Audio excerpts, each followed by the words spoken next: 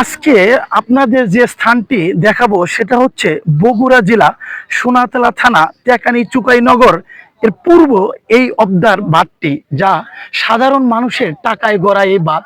তাই আজকে আপনাদের এই বাঁধ সম্পর্কে সাধারণ মানুষের কথা শোনাবো। আজকে আমরা যে জায়গায় আসছি সেই জায়গাটা এমন একটি জায়গা, এখানে কিছুদিন আগেও এখানে পানি ছিল।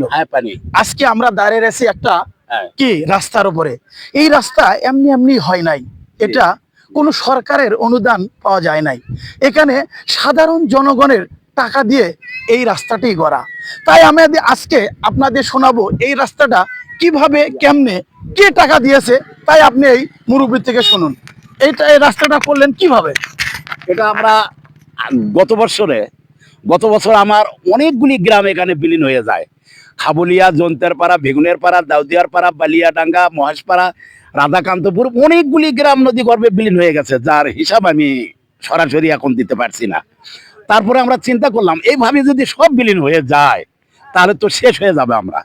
তো এখন আমরা চালাম গ্রামের মানুষগুলো ডেকে বললাম যে এই নদীটা প্রতিহত করবো। শুধু যেখানে দাঁড়ায় আছি এখানে গত এই সময়ে এখানে পানি ছিল আপনার 22 ফিট, এখনো আপনি মেপে দেখেন 20 ফিটের ঊর্ধ্বে পানি আছে এখানে, এর নিচে, এই রাস্তার নিচে।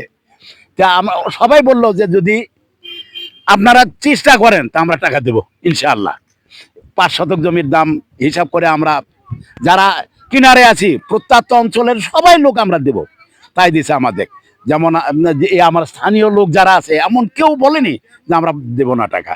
তাদের টাকা নিয়ে আমি কাজে নদী আগে ভরাট করে ফেলছি সর্বপ্রথম। এটা কি আপনার সবার থেকে 5 টাকা 10 টাকা যাই যা পারছে? হ্যাঁ, তাই পারছে। তাই কাউরে বাদ রাখেন না, ভিক্ষুকের থেকে কাছ থেকে নিয়েছি আমি। দেখেন, মানুষের ইচ্ছা থাকলে উপায় হয়। ভালো কিছু করার জন্য অনেক কিছু মানুষেরই চেষ্টা থাকলে অনেক কিছুই সম্ভব। তাই আজকে দেখেন এখানে ভিক্ষুকের থেকেও ভিক্ষা করে টাকা দিয়েও এই রাস্তা করা হয়েছে। তাহলে বগুড়া জেলার এই সোনাতলা থানার এই পূর্ব টেকানিতে এখানে মানুষের কতটুকু মহব্বত এবং মিল এবং ভালোবাসা থাকলে এই ধরেন সাধারণ মানুষের টাকা দিয়ে একটি রাস্তা 2 থেকে 3 কিলো রাস্তা করা যায়। এবং নদীর উপরে যেখানে অনেকটুকু, আমরা যেখানে দাঁড়িয়ে রয়েছে সেখানেও প্রায় 22 ফুট পানি, এর ভিতরেও করছে এই মুরব্বী চাচাটাও। এবং আমাদের এখানে আরো অনেক উদ্যোক্তা আছে, তাই না? এখানে সবাই মিলে করছে। তাই আমি সরকারের কাছে করজোরে অনুরোধ করব, আপনারা নিশ্চয় এখানে একটা আসবেন, দেখবেন, পরিদর্শন করবেন এবং এখানে কিছু অনুদান দিবেন, যাতে মানুষের এই বাঁধটি কষ্ট করার টাকাটা, উপার্জনের যে টাকা নষ্ট না হয়, বিলীন না হয়। এটা এমন একটা সময় যখন বন্যা আসবে, যদি আপনাদের ভালো কিছু অনুদান পাওয়া যায় তাহলে কিছু না কিছু টেকসই করা সম্ভব। তাতেই আপনাদের অনুদানেই বেঁচে যেতে পারে আমাদের এই পূর্ব টেকানির প্রায় 4 থেকে 5 হাজার মানুষের প্রতিদিন যাতায়াত এবং কর্মস্থল। যেমন কর্মস্থল আমাদের মিল, ফ্যাক্টরি, কারখানা না, কর্মস্থল হচ্ছে তার নিজের জমি, ক্ষেত খামারে কাজ করা এবং এই ফসল দিয়ে তার জীবনের নির্ভর করা। তাই আমি বলবো সরকারের অনুরোধ, আপনারা আসুন, দেখুন এবং আপনাদের অনুদান দিন, এই বলবো। আচ্ছা, আপনাদের এটা করা দেখি খুব ভালো হয়েছে? খুব ভালো, খুশি? তাই এটা কি চান না যে সরকার এখানে ভালো কিছু একটা কিছু করুক? চান না? এটাই আপনাদের কাছে এই যে বগুড়াবাসীও কৃতজ্ঞতা,